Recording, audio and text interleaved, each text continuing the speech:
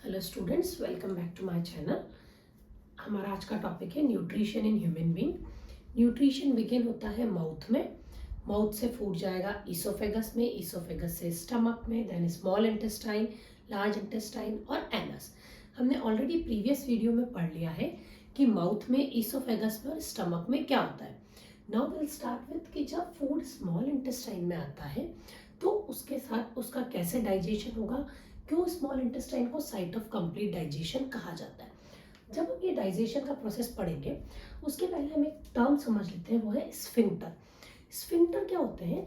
These are the valve like structure, muscular ring like structure होते हैं जो valve की तरह काम करते हैं, जो यूजुअली वन वे फ्लो के लिए होते हैं। इट मीन्स जो ईसोफेगस से फूड को स्टमक में ही आने देंगे, उसके बैक फ्लो को प्रिवेंट करेंगे, ताकि खाना अगर एक बार स्टमक में आ गया तो वापस से ईसोफेगस में नहीं जाए, यूजुअल कंडीशन में। ठीक है। और इनका एक और रोल क्या है कि जितने टाइम तक फूड को ईसोफेगस में रहना चाहिए, जितने टाइम तक स्टमक में रहना चाहिए ताकि उसका प्रॉपर डाइजेशन हो, जूसेस उस पर एक्ट कर सके, उतनी देर तक उसको वहाँ पर रखता है। बिकॉज अगर ऐसा हो, हमने खाना खाया, च्यू किया, ईसोफेगस में आया, विद इन अ मिनट वो स्टमक में आ गया, विद इन अ मिनट वो वहाँ से स्मॉल इंटेस्टाइन में चला गया, तो डाइजेशन नहीं हो पाएगा। ठीक है। तो स्फिंक्टर बहुत इंपॉर्टेंट रोल प्ले करते हैं। 10th में आपके बोर्ड में स्फिंक्टर पे बहुत फ्रीक्वेंटली क्वेश्चंस पूछे जाते हैं कि व्हाट आर स्फिंक्टर, इनकी सिग्निफिकेंस क्या है। 3 तरह के स्फिंक्टर हम डाइजेशन में पढ़ते हैं। एक है कार्डियक स्फिंक्टर, जिसको हम लोअर ईसोफेगल स्फिंक्टर भी बोलते हैं। एक है pyloric sphincter and one more is there which is anal sphincter, जो हम इस वीडियो के एंड में देखेंगे। तो कार्डियक स्फिंक्टर कहाँ प्रेजेंट होता है? Between oesophagus and stomach. ठीक है। और पाइलोरिक स्फिंक्टर प्रेजेंट होता है between stomach and small intestine.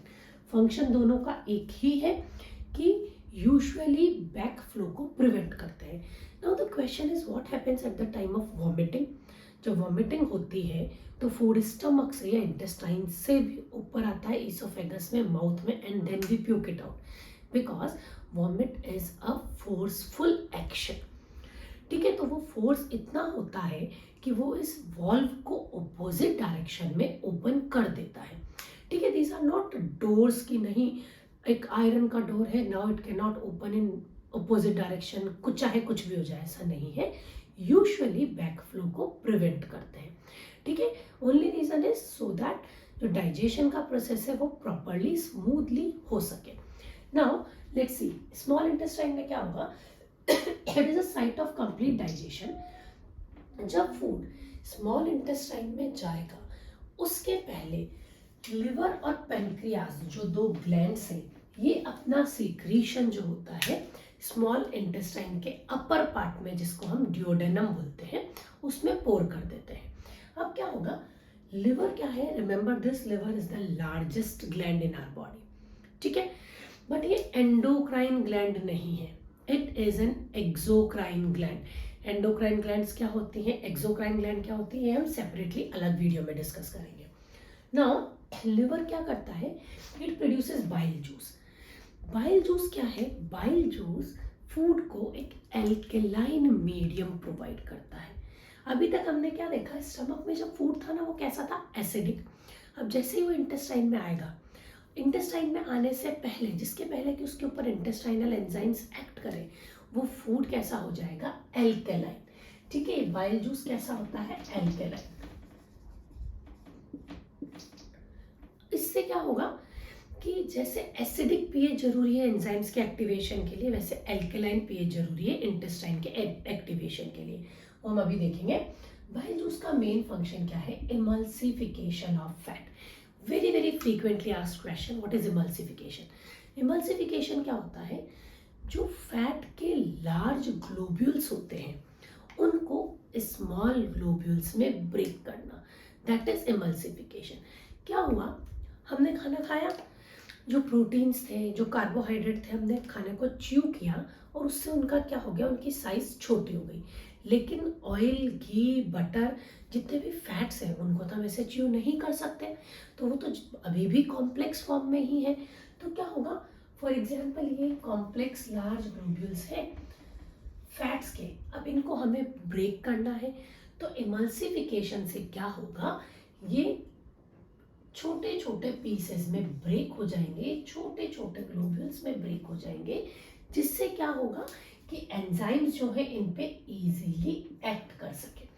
ठीक है, इसलिए emulsification is very important process in the for the digestion of fat. ठीक है, समझ में आ गया इमल्सिफिकेशन क्या होता है कि लार्ज फैट ग्लोब्यूल्स को स्मॉल ग्लोब्यूल्स में ब्रेक कर देना। वो किसकी वजह से होता है, बाइल जूस की वजह से। एक चीज अच्छे से ध्यान देना बच्चों कि बाइल जूस जो है ना वो प्रोड्यूस करता है लिवर, लेकिन हमारी बॉडी में एक और ऑर्गन है दैट इज गॉल ब्लैडर।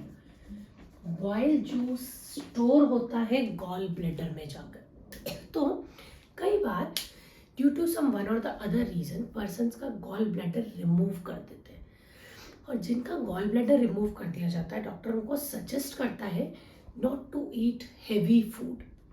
क्यों, बिकॉज अगर वो बहुत ज़्यादा हेवी और ऑयली फूड ईट करेंगे ना तो उनका डाइजेशन का जो प्रोसेस है वो हैम्पर होगा। ऐसा नहीं होगा कि उनमें डाइजेशन नहीं होगा, लेकिन क्या है, यूँ मान लो गॉल ब्लैडर क्या है, एक बकेट है, और बाइल जूस क्या है, उसमें भरा हुआ पानी। अब मेरे पास एक बकेट भर के रखी हुई है पानी की, जैसे ही फैट आए इंटेस्टाइन में मैंने वो उस पर बकेट डाल दी, डालते ही क्या हुआ, प्रोसेस स्टार्ट हो गया, इमल्सिफिकेशन हो गया। तो प्रोसेस फटाफट चलता रहेगा क्योंकि I have already field bucket of this bile juice. But अगर ये गॉल ब्लैडर नहीं है तो जब फैट आएंगे तब क्या होगा, हम we have to start the tap, secretion start होगा बाइल जूस का, उसी टाइम बाइल जूस जाकर इससे मिक्स होने लगेगा। So it will take time. So I am not saying कि गॉल ब्लैडर नहीं है तो डाइजेशन नहीं होगा, होगा बट थोड़ा स्लो होगा, स्पेशली फैट्स का। बट अब क्या हुआ, अभी तक हमने पढ़ा था कि स्टार्च का डाइजेशन हो गया, मतलब कार्बोहाइड्रेट्स का हो गया, प्रोटीन्स का हो गया, और अब यहाँ पे क्या हो गया, फैट्स का भी इमल्सिफिकेशन हो गया। तो फैट्स भी मान लो साइज में छोटे हो गए। Then there is one more gland present on the way to small intestine, that is pancreas. Pancreas is a heterocrine gland which act as both endocrine and exocrine. ये हम डिटेल में अलग वीडियो में पढ़ेंगे। Exocrine gland क्या होती है, which secrete some juices, which secrete some enzyme. So pancreas release करते हैं pancreatic juice. Pancreatic juice में अगेन 3 सब्सटेंस और 3 एंजाइम्स प्रेजेंट है। One is pancreatic amylase, one is pancreatic lipase and one is trypsin. तो जो मैंने बोला था ना एल्कलाइन पीएच, वो जरूरी है इस ट्रिप्सिन के एक्टिवेशन के लिए। जस्ट लाइक पेप्सिन, ट्रिप्सिन भी इनएक्टिव फॉर्म में प्रेजेंट होता है, ट्रिप्सिनोजन की फॉर्म में प्रेजेंट होता है, और जैसे ही एल्कलाइन पीएच मिलती है ये एक्टिवेट हो जाता है और फंक्शनल ट्रिप्सिन बना लेता है। इनका क्या एक्शन है कि जो स्टार्च था, जो कार्बोहाइड्रेट, तो स्टार्च पे जो पेनक्रियाटिक अमाइलेज एक्ट करेगा तो उसको माल्टोज में ब्रेक कर देगा। प्रोटीन्स पे ट्रिप्सिन एक्ट करेगा, जैसे ट्रिप्सिन को एल्कलाइन मीडियम मिलेगा वो एक्टिवेट हो जाएगा और वो अगेन पेप्टोन्स बना देगा। फैट्स भी क्या थे, पार्शियली ब्रेक हो चुके थे, तो फैट्स पे भी जब लिपेज एक्ट करेगा तो उसको फैटी एसिड प्लस ग्लिसरॉल में ब्रेक कर देगा। तो ये क्या हो गया है, अभी तक भी कंप्लीट डाइजेशन नहीं हुआ है। मैंने आपको पहले ही बोला कंप्लीट क्या होगा, जब कार्बोहाइड्रेट से बन जाए ग्लूकोज, प्रोटीन से बन जाए अमीनो एसिड, तो वो कब होगा, जब इसमें ऐड होगा इंटेस्टाइनल जूस। जब इसमें इंटेस्टाइनल जूस एक्ट होगा, रिएक्ट करेगा, इंटेस्टाइनल एंजाइम्स रिएक्ट करेंगे, तब इसका कंप्लीट डाइजेशन हो जाएगा। अब क्या होगा, जब स्मॉल इंटेस्टाइन में पहले ही बाइल जूस और पेनक्रियाटिक जूस जो है वो एक्ट कर चुके हैं फूड पे, तो अब बाद में जो इंटेस्टाइनल जूस जो एक्ट करेगा उसमें इंटेस्टाइनल एंजाइम्स प्रेजेंट है। ठीक है, इंटेस्टाइनल एंजाइम्स क्या करेंगे, नाउ कंप्लीट ब्रेक डाउन हो जाएगा कि माल्टोज जो है वो कन्वर्ट और ब्रेक हो जाएगा ग्लूकोज में, peptones will broken down to amino acid and fats will be broken down to fatty acid and glycerol. This is how the complete digestion takes place. अब क्या हुआ, हमने जो कॉम्प्लेक्स फूड ईट किया था ना वो सिंपल उनके बिल्डिंग ब्लॉक्स में ब्रेक हो गया है, डाइजेस्ट हो गया है। इससे ज़्यादा अगर आप डाइजेस्ट करेंगे तो फिर वो क्या रहेंगे, इस फॉर्म में नहीं रहेंगे। सो डाइजेशन प्रोसेस वही एंड है जब ग्लूकोज बन जाए, एमिनो एसिड बन जाए, फैटी एसिड एंड ग्लिसरॉल बन जाए। अब डाइजेशन तो हो गया, लेकिन इस डाइजेस्टेड फूड का काम क्या है? जहाँ भी इन सब्सटेंसेस की रिक्वायरमेंट है वहाँ पर इनका ट्रांसपोर्ट होना, एसिमिलेशन होना बहुत इम्पॉर्टेंट है। तो क्या होता है, जो विलाई है, जो स्मॉल इंटेस्टाइन है, स्मॉल इंटेस्टाइन क्या है, ऐसे स्ट्रेट ट्यूब लाइक स्ट्रक्चर नहीं है, it is a very long structure, almost 22 feet long. 22 feet long कितना ज़्यादा होता है आप समझ सकते हैं, बट स्टिल इसमें इतनी ज़्यादा कॉइलिंग है कि ये हमारे इतने से एक एब्डोमिनल के पार्ट में फिट की गई है। तो इसमें क्या है ना, बहुत सारे ऐसे फिंगर लाइक स्ट्रक्चर है, बहुत ज़्यादा। क्यों है ये finger like structure?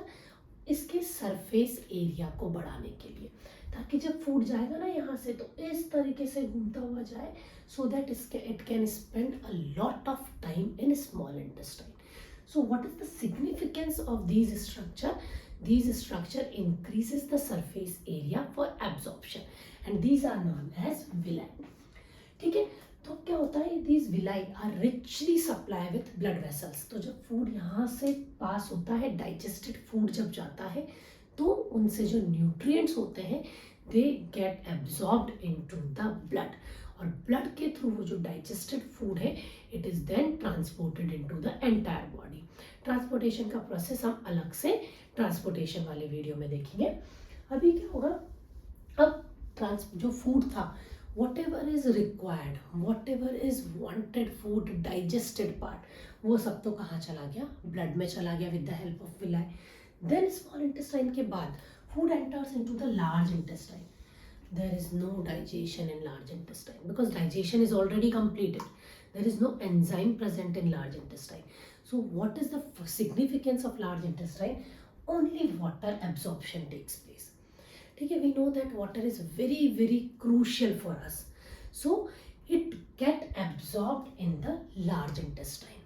After that, the undigested food, whatever is remain, undigested waste which is remain in our body or in our digestive tract, is stored in the rectum, from where it is ejected out through anus, and that process of ejection of undigested food from the body is known as defecation. Okay, so हमने पूरा इसको अगर nutshell में एक बार देखें तो क्या देखा कि डाइजेशन का प्रोसेस जो है बिगिंस होता है माउथ में। माउथ में ओनली एंड ओनली कार्बोहाइड्रेट का पार्शियल डाइजेशन होता है। सो कार्बोहाइड्रेट और starch will break into the form of maltose. Then food with the help of peristaltic movement stomach में आ जाता है। स्टमक में due to the HCl acidic pH होती है, तो वहाँ पर पेप्सिन एंजाइम एक्ट करता है और वहाँ पर ओनली प्रोटीन्स का पार्शियल डाइजेशन होगा। Proteins will digest to peptones. Then food comes into the small intestine where the process of digestion completes with the help of bile juice, with the help of pancreatic enzymes and with the help of intestinal enzymes. Now the entire process is completed and the undigested food then pass into the large intestine where water absorption takes place, and at the last the undigested food is remain from released outside from the body, that is known as defecation. So that's all about the digestion process बच्चों। अगर आप लोगों को कोई भी doubt है तो please DM me. I will surely try to reply to your messages. Thank you so much. That's all for today.